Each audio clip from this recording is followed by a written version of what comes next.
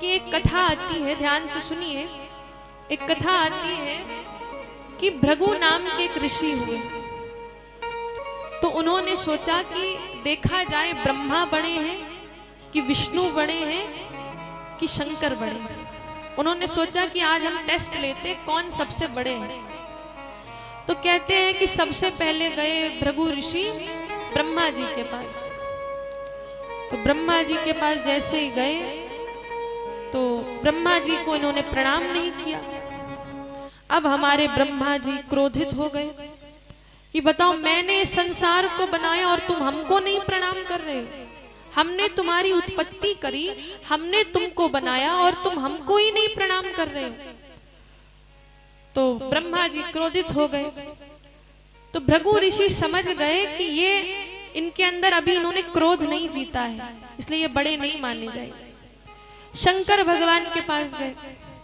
तो शंकर भगवान के पास जैसे ही गए तो शंकर जी से भृगु ऋषि ने कहा कि आपके पास ना रहने को स्थान है, ना पहनने को कपड़ा है, बोलते जा रहे हैं, ना वस्त्र पहनते हो, ना घर में कुछ है, कैसे रहते हो। तो शंकर भगवान को भी थोड़ा सा क्रोध आ गया। तो भृगु ऋषि कहते ये भी नहीं बने, इन्होंने भी क्रोध को नहीं जीता। फिर गए किसके पास? भगवान विष्णु के पास। और भगवान विष्णु कह रहे थे, उस समय शयन कर रहे थे और लक्ष्मी जी उनके चरणों को दबा रही थी। तो जैसे ही आए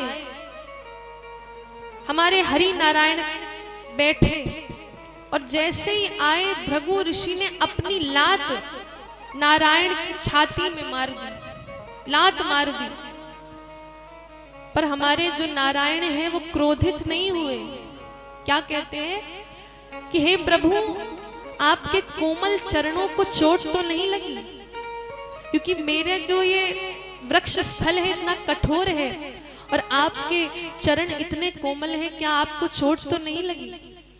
उसी समय प्रणाम करते, प्रभु मैंने इतनी बड़ी गलती करी और आपसे बड़ा इस संसार में कोई भी नहीं है।